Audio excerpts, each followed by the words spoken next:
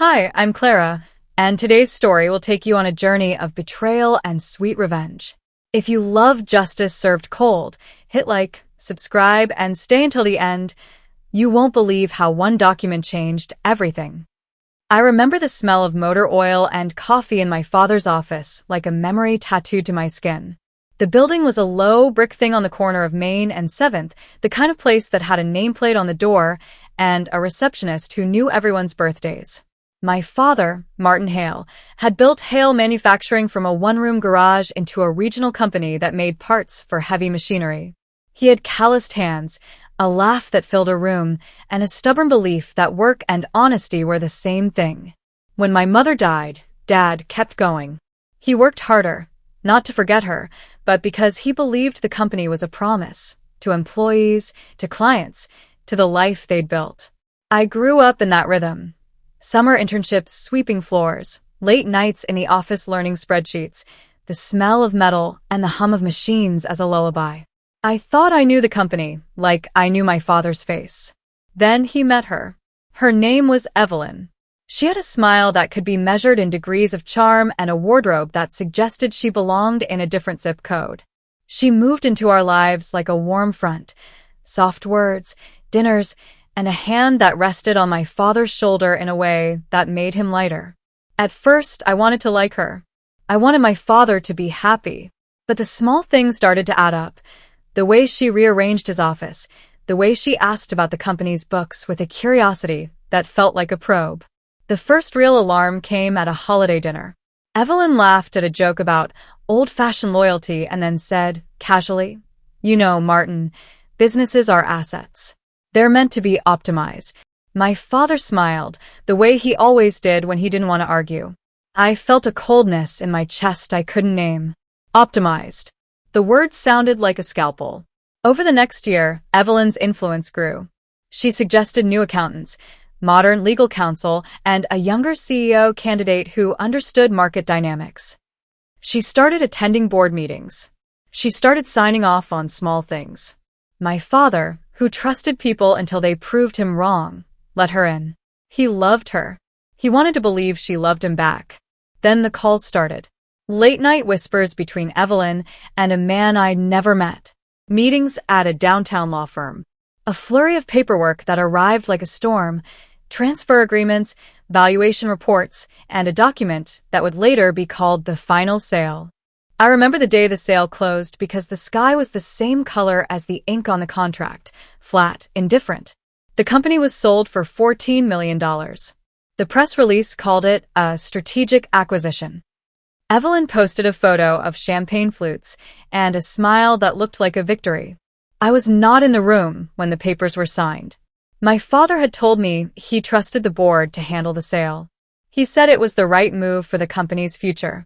He said it with the same tired kindness he used when he wanted to protect me from worry. I believed him because I wanted to. I wanted to believe that the man who taught me how to weld and how to be honest had not been outmaneuvered. But the truth was uglier. The sale had been orchestrated. Evelyn had been the architect. She had convinced my father that the company needed new leadership, that the market was changing, that $14 million would secure his retirement and their future. She had whispered about travel, about a house by the sea, about a life where he didn't have to worry about payroll or suppliers. She had painted a picture of ease and then handed him the brush. When the checks cleared, the employees were told the company would be absorbed into a larger conglomerate. Layoffs followed. Longtime managers were offered severance packages and non-compete agreements. The factory floor that had hummed for decades went quiet in places. People who had been with my father for 30 years packed boxes with trembling hands. I watched faces I loved shrink into the backs of cars, the weight of uncertainty heavy in their eyes. My father retreated. He stopped coming to the plant. He stopped answering calls. When I finally cornered him in his study, he looked like a man who had been stripped of something he didn't know how to name. "I thought it was the right thing," he said, voice small. "I thought she had our best interests at heart." I wanted to scream. I wanted to shake him and make him see the ledger of betrayal. But the man who had taught me patience and restraint sat there and wept. He had been betrayed not by a stranger, but by someone who had learned how to speak his language of trust. The injustice felt personal and cosmic at once. My father's life's work, sold in a series of signatures and smiles. The worst part was the secrecy. Evelyn had made sure the sale was structured in a way that kept her hands clean on paper. She had used shell entities, third-party buyers, and a legal team that dotted every I with plausible deniability. To the outside world, it was a business decision. To us, it was a theft. That night, I lay awake and felt the old factory's hum in my bones. I could still hear the echo of my father's footsteps in the hallways, the clank of tools, the murmur of men who had trusted him. I felt small and furious and powerless. My hands clenched until my knuckles went white. I tasted metal and coffee and the bitter tang of helplessness. I promised myself two things. First, that I would not let my father's name be erased. Second, that I would find out exactly how Evelyn had done it. I didn't know how to fight a legal machine or a woman who had learned to hide behind contracts. But I had something Evelyn didn't expect. Memory. I had the faces of the people she had hurt, the dates of meetings, the receipts of favors, and a stubborn refusal to accept that justice was only for those with polished signatures. So I started to look. I started to ask questions. I dug through old files in the company archive, the dusty boxes in the basement that no one had bothered to digitize. I called former employees and asked them to tell me what they remembered. I listened to the cadence of their anger and the small details they thought were irrelevant. I learned to read between the lines of legalese. I learned that betrayal often hides in the mundane. A notarized signature, a clause tucked into a paragraph, a power of attorney signed on a Tuesday.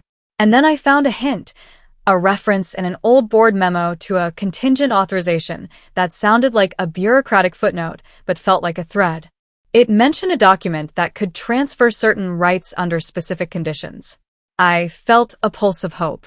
It was small, but it was a place to start. The emotional landscape of that first section is simple: grief, disbelief, and the slow burn of righteous anger. I wanted listeners to feel the weight of what was lost and the intimacy of a family betrayed. The goal was to make the audience root for me not because I wanted revenge, but because I wanted fairness, and because the people who had been hurt deserved someone to stand up for them. The more I dug, the more Evelyn's pattern emerged. She was not a single act of malice. She was a strategy. She cultivated relationships with the board, charmed the accountants, and quietly shifted the company's governance. She introduced a new corporate structure that centralized decision-making and created a small committee with the power to recommend sales. On paper, it was efficient. In practice, it was a funnel that led straight to the sale. I started meeting people in coffee shops and parking lots, the kind of places where secrets felt safer. Former HR managers handed me envelopes with redacted emails. A retired plant supervisor gave me a thumb drive with scanned memos.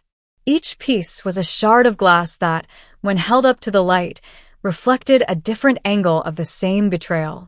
I learned to read the subtext: who benefited from certain clauses, who had been excluded from meetings, who had been given consulting roles that paid handsomely and required silence. Evelyn's arrogance was a gift. She believed she had covered every base.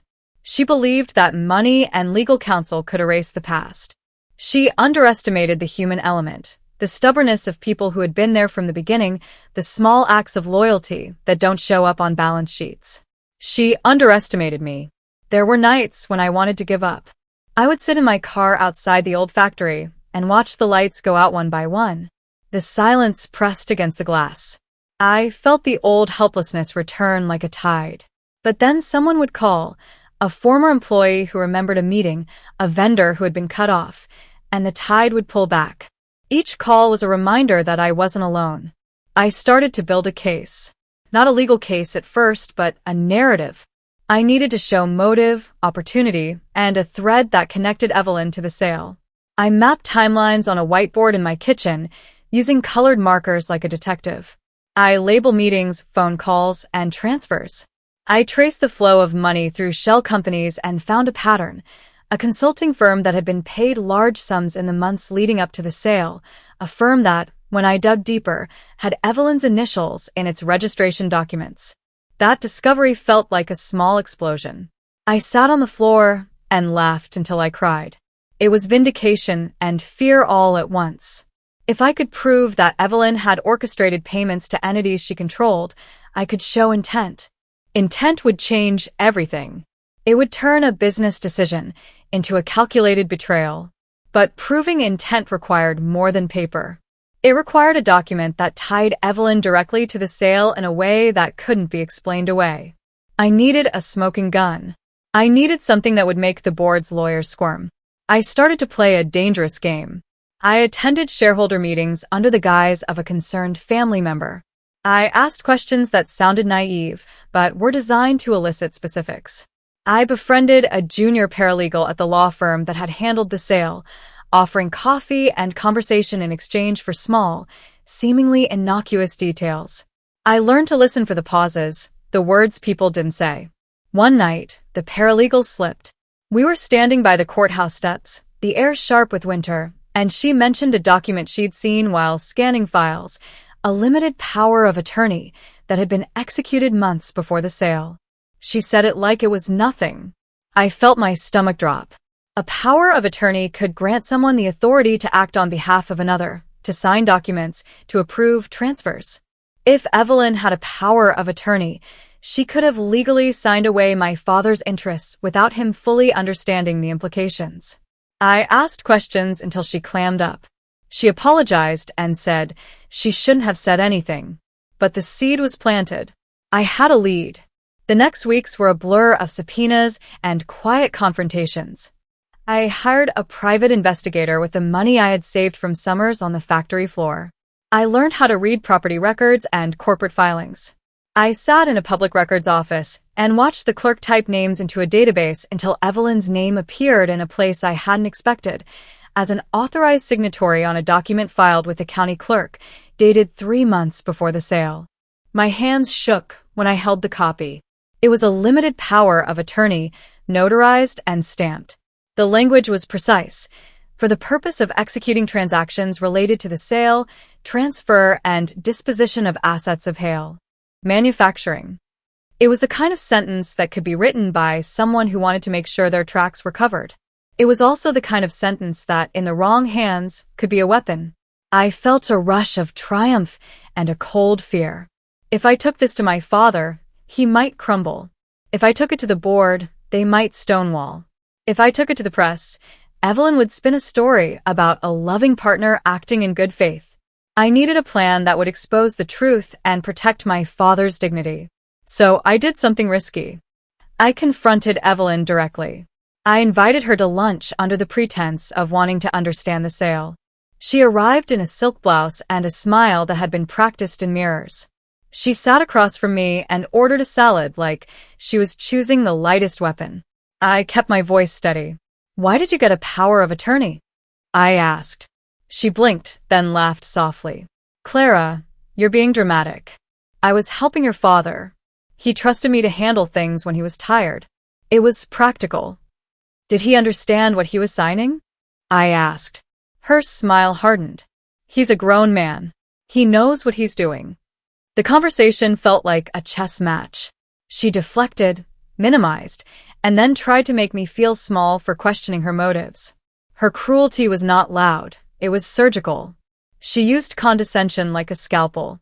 I left the lunch with my anger coiled tight and a new resolve. I would not let her rewrite the story. I began to assemble a public narrative that would be impossible to ignore. I collected affidavits from employees who had been pressured to sign non-disclosure agreements. I found emails where Evelyn had suggested specific buyers and had been copied on communications with the acquiring company. I traced the consulting payments to a shell company that, on paper, had no employees, but in reality, had been a conduit for funds that lined pockets and greased the sale. Every step forward increased the stakes. Evelyn sensed the shift. She started to push back. She hired a high-powered attorney and sent cease and desist letters to anyone who spoke publicly. She called my father and told him I was stirring trouble. She tried to isolate him, to make him doubt me. It was a classic move, discredit the messenger. But the more she tried to silence us, the more people came forward. There is a strange courage that comes from seeing someone else stand up. When one person speaks, others remember their own small betrayals and find the strength to tell the truth. The factory's old guard began to whisper in corners. A former accountant, who had been paid off with a consulting contract, confessed that he had been uncomfortable with the valuation. A vendor admitted that he had been pressured to accept less in exchange for future contracts with the acquiring company. The emotional arc in this section is about transformation, from grief to focused determination. I wanted listeners to feel the protagonist's growing confidence and the rising tension as Evelyn's empire of polite lies began to crack. The plan was no longer a fantasy. It was a strategy built on documents, witnesses, and the stubborn truth. And then, in the quiet of a late night, I found the last piece I needed, a notarized amendment to the power of attorney that limited its scope, except for a handwritten line, initialed by Evelyn, that expanded her authority in the event of incapacitation. The handwriting was hers. The initials matched other documents. It was small, almost invisible, but it was the kind of detail that could not be explained away. I felt the weight of it in my palm like a promise. The next move would be decisive. I would not rush. I would set the stage so that when the reveal came, it would be undeniable. The plan was to expose the document publicly, to show the timeline, and to let the legal consequences follow. But more than that, I wanted Evelyn to feel the moral weight of what she had done. I wanted the people she had hurt to see her unmasked. The pieces were in place. The whiteboard was full. The witnesses were ready. The document that could ruin her plan was in my hands. All that remained was the execution. The day I decided to act, the sky was the same indifferent gray as the day the sale closed. I remember the small, ordinary details because they made the moment feel real. The hum of the refrigerator, the way my coffee had gone cold, the soft tick of the wall clock. I had rehearsed the sequence in my head until it felt like muscle memory. This was not about theatrics. It was about precision. First, I called a meeting with the board. I requested it under the guise of clarifying historical governance documents. They agreed, thinking it would be a routine housekeeping matter. Evelyn was there, of course, radiant and composed, flanked by her attorney like a shield. My father sat at the end of the table, his hands folded, eyes tired but present. I could see the confusion on his face when I walked in with a folder the size of a small brick. I began calmly. I laid out the timeline, the payments, the shell companies, and the consulting contracts. I spoke in short, clear sentences. I let the documents do the heavy lifting. When I reached the power of attorney, I paused and slid the notarized copy across the table. The room went quiet in a way that felt like the world holding its breath. "Evelyn," I said, voice steady, "this document gives you authority to act on my father's behalf. It was used to execute the sale. There's an amendment here that expands that authority under certain conditions. The handwriting is yours." She smiled, a practice thing. "Clara, you're making accusations without context." I had anticipated that. I had anticipated the lawyer's interruptions, the attempts to reframe the narrative. I had anticipated the gaslighting. So I had prepared witnesses. I called the retired plant supervisor to the stand. He described the day he was told the sale was imminent and how he had been pressured to sign a release. I called the former accountant who had been paid through the shell company. He described the invoices and the lack of services rendered. Each testimony was a nail. Evelyn's attorney tried to object. He said the documents were private, that the sale was legal, that my father had consented. I let him speak. Then I asked my father to read the amendment aloud. His hands trembled as he took the paper. He read the line about incapacitation and then the handwritten expansion. He looked up at Evelyn, and for the first time in months, his eyes were clear. "Did you explain this to me?" he asked, voice small. Evelyn's composure cracked. For a moment, the mask slipped. She stammered about assistance and helping him through paperwork. The board watched her. The attorney tried to salvage the moment with legal jargon, but the damage was done. The room had shifted.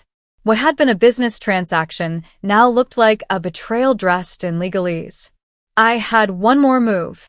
I had arranged for a local investigative reporter to be in the building, waiting in the lobby. I had given them a copy of the documents and a timeline. When the board meeting adjourned, the reporter asked for a comment. Evelyn tried to spin a story about family decisions and modernizing the company. The reporter asked about the power of attorney and the handwritten amendment. Evelyn's answers were thin. The article ran the next morning with the headline, "Power of Attorney Raises Questions in $14 million Sale." The fallout was immediate. Regulators opened inquiries. The acquiring company froze the transaction pending review. The board convened emergency sessions. Evelyn's attorneys sent threats. But the court of public opinion had already weighed in. People who had been silent found their voices. Former employees posted testimonials. Vendors came forward. The narrative had shifted from a tidy business deal to a story of manipulation and exploitation. Evelyn lashed out. She filed countersuits, accused me of defamation, and tried to paint herself as a savior who had rescued my father from poor decisions. She hired PR firms and tried to drown the truth in noise. But the documents were stubborn. The handwriting matched. The payments traced back. The witnesses were consistent. The legal machinery that had once protected her began to creak. There was a hearing where the judge, a woman with a reputation for cutting through nonsense, asked pointed questions. She looked at the power of attorney and the amendment, and then at Evelyn. "Did you act beyond your authority?" she asked. Evelyn's answer was a long, evasive thing. The judge did not like evasions. She ordered a forensic handwriting analysis and a review of the consulting payments. The analysis confirmed what we already suspected. The handwriting matched other documents signed by Evelyn. The payments were linked to entities she controlled. The legal foundation of the sale began to crumble. I watched Evelyn's face as the walls closed in. There was anger, yes, but also a dawning panic. She had built a life on the assumption that money could buy immunity. She had not accounted for the human cost, the faces of the people she had displaced, the loyalty she had trampled. Watching her unravel was not a joyless thing. It was a relief. It felt like the world righting itself, slowly and imperfectly. My father, who had been so gentle and so trusting, found a new steadiness. He testified about what he had been told and what he had not understood. He spoke with a clarity that surprised me. He said simply, "I trusted someone I loved. I was wrong." There was no melodrama in his words, only a quiet honesty that landed harder than any accusation. In the end, the sale was rescinded pending a full audit. The acquiring company backed away, unwilling to be entangled in litigation. Evelyn faced charges of fraud and coercion. The board members who had rubber-stamped the sale were replaced. The factory reopened under a temporary management team that prioritized rehiring and repairing relationships. It was not a perfect restoration. Money could not undo months of layoffs or the erosion of trust, but it was a start. The emotional payoff was not a cinematic revenge where the villain is humiliated on a stage. It was quieter, a legal reckoning, a public unmasking, and the slow return of dignity to people who had been treated like collateral. I felt relief, yes, but also a complicated sorrow. Justice had been served in a way that mattered, but the cost had been high. My father had aged. The company had scars. In the weeks after the verdict, people came to the factory to say thank you. They told stories of how my father had helped them through hard times, how he had been more than a boss, a mentor, a friend. Those stories stitched something back together. I realized that revenge, in the truest sense, was not about cruelty. It was about restoring balance and giving voice to those who had been silenced. I also learned something about myself. I had been angry, yes, but my anger had been channeled into something purposeful. I had learned to read documents like maps, to listen for the small details that reveal intent, and to trust that truth has a way of finding light. The satisfaction I felt was not about watching Evelyn fall. It was about watching the people she had hurt stand up and reclaim their stories. Betrayal can be quiet and legal, but it still leaves wounds. Justice isn't always dramatic. Sometimes it's a document, a witness, and the courage to speak. If you ever feel powerless, remember, truth can be a weapon.